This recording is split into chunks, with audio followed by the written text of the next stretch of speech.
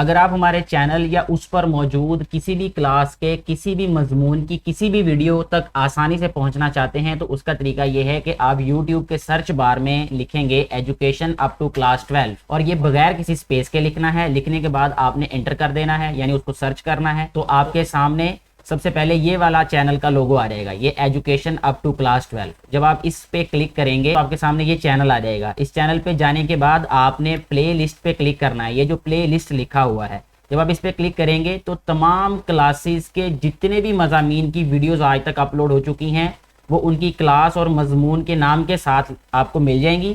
آپ کسی بھی پلے لسٹ پہ کلک کر کے وہ ساری کی ساری ویڈیوز جو ہیں وہ دیکھ سکتے ہیں. شکریہ. بسم اللہ الرحمن الرحیم. السلام علیکم. بیٹا جی ابھی ہم شروع کرنے جا رہے ہیں چہارم جماعت کی اردو. اس کا سبق نمبر 1 جو ہے وہ آج ہم پڑھیں گے اس ویڈیو میں. سب سے پہلے اس سبق کا نام ہے حمد. آپ کو اس لفظ کا معنی پتہ ہونا چاہیے کہ حمد کسے کہتے ہیں. آپ نے پہلے بھی جماعتوں میں چھوٹی جماعتوں میں پڑھا ہوگا یہ لفظ. مجھے امید ہے کہ آپ کو اس کا معنی پتہ ہوگا, لیکن مزید میں آپ کو بتانا چاہوں گا کہ حمد کہتے ہیں بیٹے اللہ تعالیٰ کی تعریف کو, یعنی ایسی نظم جس میں اللہ تعالیٰ کی تعریف بیان کی گئی ہو اسے حمد کہتے ہیں. اس سبق میں مزید آگے بڑھنے سے پہلے انہوں نے ہمیں یہ کہا ہے کہ سوچیں اور بتائیں حمد کسے کہتے ہیں, حمد میں کیا باتیں بتائی جاتی ہیں. یعنی حمد میں اللہ تعالیٰ کی صفات بتائی جاتی ہیں, اللہ تعالیٰ کی خوبیاں بتائی جاتی ہیں. آپ نے پہلے کوئی حمد پڑھی ہے تو اس کے بارے میں بتائیں. یقیناً ہر سال ہر کلاس میں ہر جماعت میں آپ لوگ حمد پڑھتے ہوں گے, تو جو باتیں آپ کو بیٹے اور بیٹیوں کو پتہ ہوں گی آپ ضرور بتائیے گا اور نیچے کمنٹ کر کے لکھیے گا بھی. کیا آپ جانتے ہیں کہ اللہ تعالیٰ کے بے شمار سے صفاتی نام ہے, یعنی بے شمار صفاتی نام ہے, یہ سے نہیں آئے گا یہاں پہ بیٹے, جن میں سے چند یہ ہیں. صفت ہوتا ہے اچھائی خوبی, تو اللہ تعالیٰ کی جتنی بھی خوبیاں ہیں اسی سے منسلک اسی سے ملتے جلتے نام اللہ تعالیٰ کے ہیں. جیسا کہ یہاں پہ کچھ نام دیے گئے ہیں. العلیم, العلیم ہوتا ہے جاننے والا, یعنی اللہ رب العزت اللہ پاک جو ہیں وہ ہر چیز کے بارے میں علم رکھتے ہیں. البصیر, دیکھنے والا, ٹھیک ہے, اللہ پاک ہر ایک چھوٹی سے چھوٹی چیز سے لے کر بڑی سے بڑی ہر چیز کو دیکھنے والے ہیں. الخبیر, خبر رکھنے والا, اللہ کو ہر معاملے کی خبر ہے. الخالق, پیدا کرنے والا, اللہ پاک ہی ہیں جو پیدا کرنے والے ہیں. ٹھیک ہے بیٹے, اگلے صفحے پہ آتے ہیں.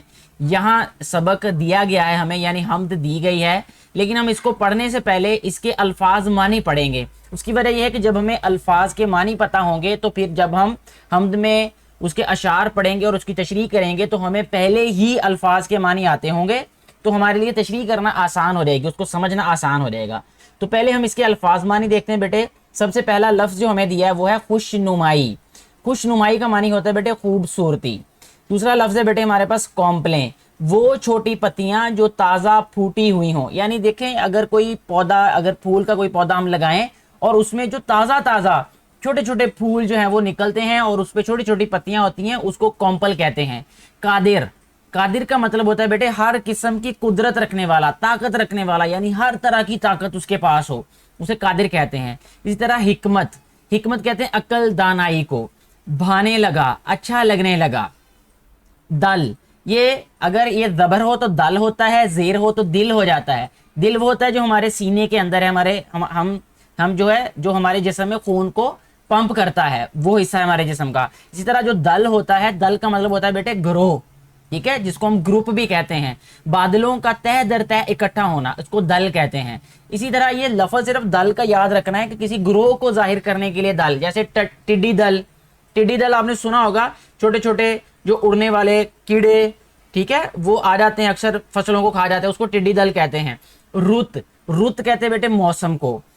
تھر تھرانا, تھر تھرانا ہوتا ہے کانپنا, وائبریٹ کرنا. موبائل فون میں یہ آپشن بھی ہوتا ہے وائبریٹ, تو اردو اس کی ہوتی ہے تھر تھرانا. نادر, نادر کہتے ہیں نایاب, انمول. قوی, قوی کہتے ہیں بیٹے طاقتور کو.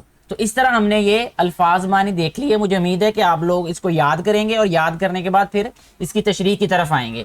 اب چلتے ہیں جی اس کی تشریح کی جانب بیٹے. تو یہاں جو سبق کا آغاز کیا گیا وہ کس طرح سے کیا گیا, کچھ الفاظ کے تلفظ ہمیں بتائے ہیں. تلفظ کا مطلب بیٹے یہ ہوتا ہے کہ ہمیں ایک لفظ کو ادا کرنا صحیح طرح سے آئے. جیسے اگر یہی اوپر جو لکھا گیا لفظ ہے یہ والا, اس کو اگر ہم حمد پڑھیں, حمد پڑھیں گے تو غلط ہوگا, یعنی اس کا تلفظ غلط ہو جائے گا. پھر یہ ہے حمد, حمد ہے یہ, اس طرح اس کا तलफ़्फ़ुज़ दुरुस्त हो जाएगा। इसी तरह नीचे देखें कुछ अल्फाज दिए गए हैं, जैसा है खुशनुमाई, खुशनुमाई नहीं पढ़ना इसको, खुशनुमाई। इसी तरह है हिकमत, फिर है कॉम्प्लेन, फिर है शुक्र, शुक्र नहीं पढ़ना, शुक्र, ठीक है, शुक्र। कवि, कवि, उसके बाद है शजर, दल, नादिर और कादिर। ये अल्फाज थे जिनका तलफ़्फ़ुज़ आपको अच्छे तरीके से पता होना चाहिए।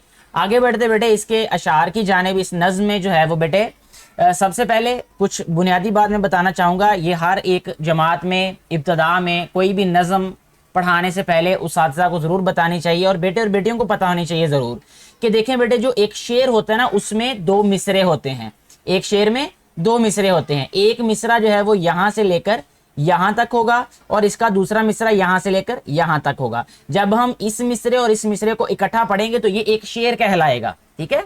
तो अभी हम इसका पहला शेर पढ़ते हैं और साथ ही साथ इसकी तशरीह भी करते जाएंगे ताकि हमें बात वजाहत से समझ आ जाए। तो पहला शेर जो है बेटे इस तरह है कि जो चीज़ खुदा ने है बनाई, इसमें ज़ाहिर है खुशनुमाई।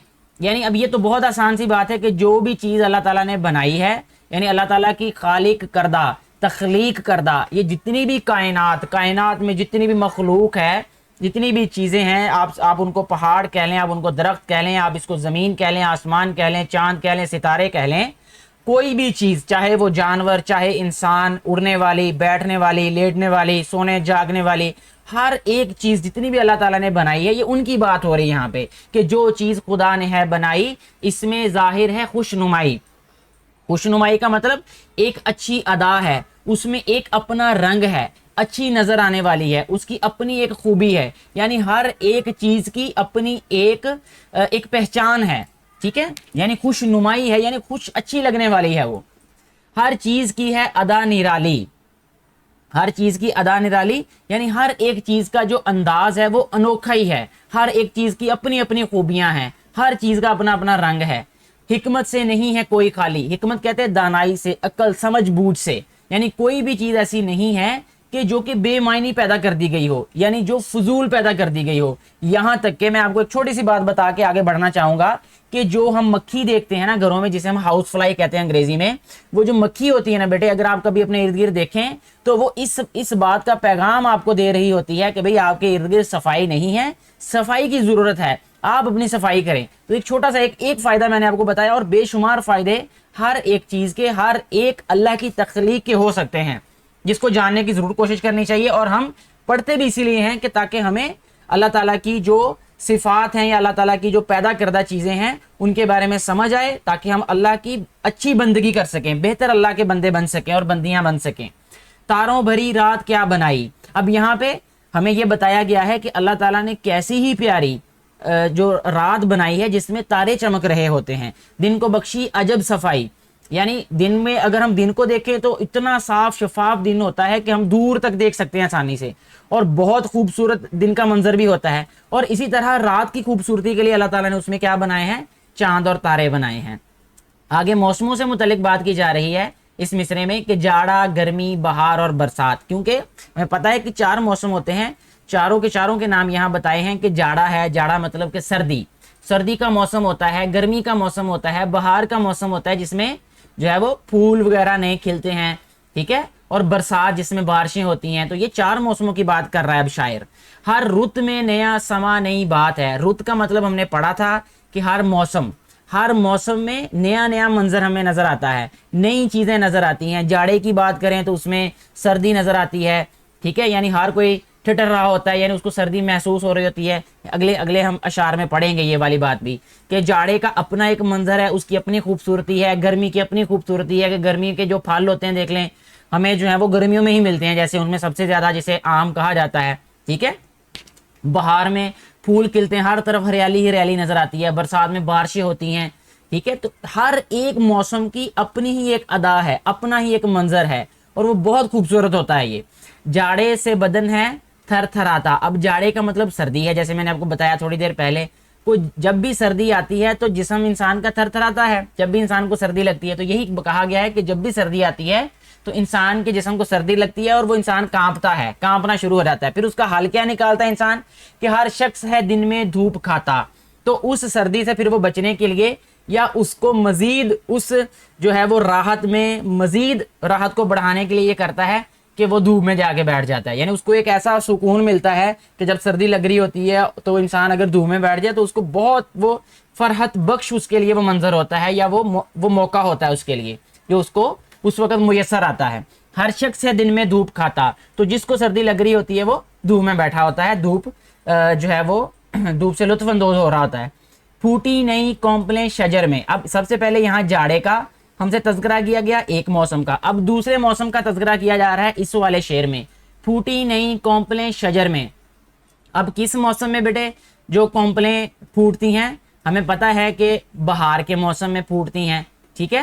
پھوٹی نئی کونپلیں شجر میں یعنی جتنے بھی درخت ہیں, جتنے بھی پودے ہیں, ان میں نئی نئی پتیاں نکل رہی ہیں, نئے پھول کھل رہے ہیں, ایک جوش بھرا ہوا ہے سر میں.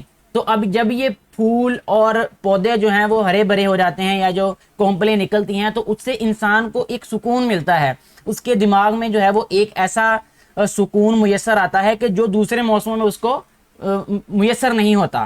گرمی نے زمین کو تپایا. اب ایک اور موسم کی بات کی جا رہی ہے کہ جب گرمی آتی ہے تو ہر چیز جو ہے وہ تپ جاتی ہے. یعنی زمین کی بات کی جاتی ہے, یعنی زمین تپی ہوئی ہوتی ہے. تپنا مطلب گرم ہو جاتی ہے. آپ اس پہ جوتا اتار کے پاؤں نہیں رکھ سکتے, آپ باہر گرمی میں پھر نہیں سکتے کیونکہ اگر گرمی میں پھریں گے تو بیمار ہو جائیں گے. تو یہاں اسی موسم کی بات کی جا رہی ہے کہ گرمی نے زمین کو تپایا, یعنی زمین جو ہے وہ گرمی سے تپ جاتی ہے.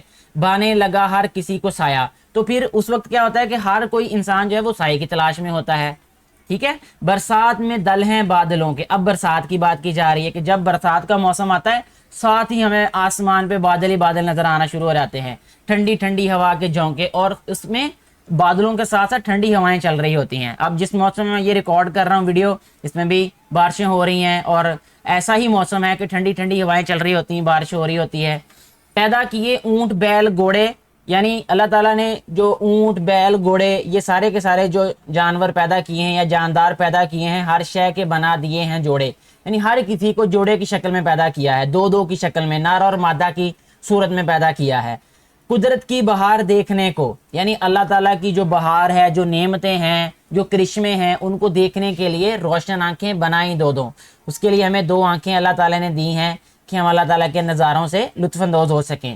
دو ہونٹ دیے کہ منہ سے بولیں, اور دو ہونٹ بھی دیے ساتھ میں کہ ہم بول سکیں. شکر اس کا کرے زبان کھولیں, اور جب بھی ہم زبان کھولیں تاکہ ہم شکر ادا کر سکیں اللہ کا. ہر شے اس نے بنائی نادر.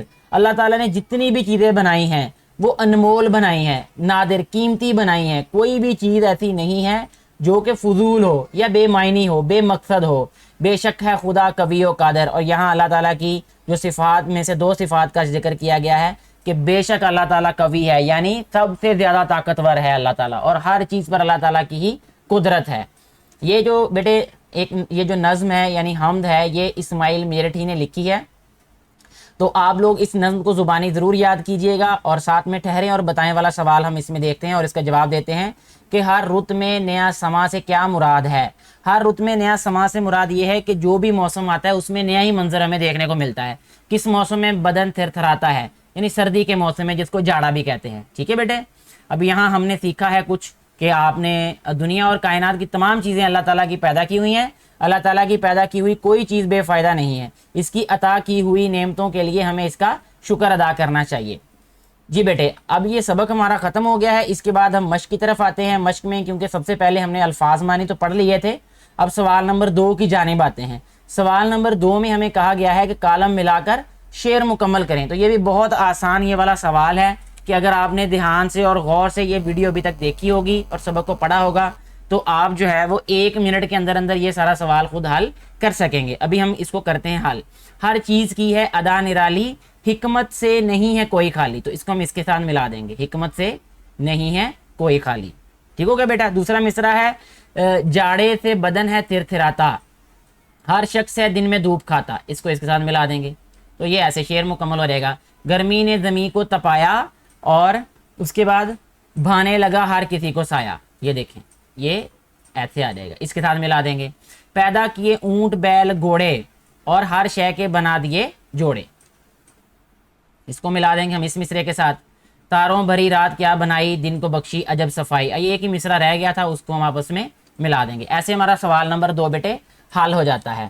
آگے بڑھتے ہیں ہم سوال نمبر 3 کی جانب. یہ بھی بہت آسان ہے. یہ اس میں ہمیں کہا گیا ہے کہ آپ نے سوالوں کے جواب دینے ہیں کہ ہر شے کے بنا دیے جوڑے سے کیا مراد ہے. یعنی اللہ تعالیٰ نے جتنی بھی چیزیں بنائی ہیں اس کو دو دو کی شکل میں بنایا ہے. جیسے اگر ہم دیکھیں کہ اللہ تعالیٰ نے دن اور رات بنائی, ٹھیک ہے, اور اسی طرح اگر ہم انسانوں کی بات کریں, جانداروں کی بات کریں, تو اس میں بھی نر اور مادہ کے لحاظ سے ہی جو پیدا کیا گیا ہے ان کو, ٹھیک ہے.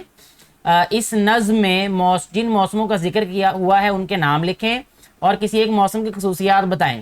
یہاں پہ بیٹے 4 موسموں کا نام دیا گیا تھا, نام بتایا گیا تھا, جس میں جاڑا ہے, گرمی ہے, برسات ہے اور بہار ہے.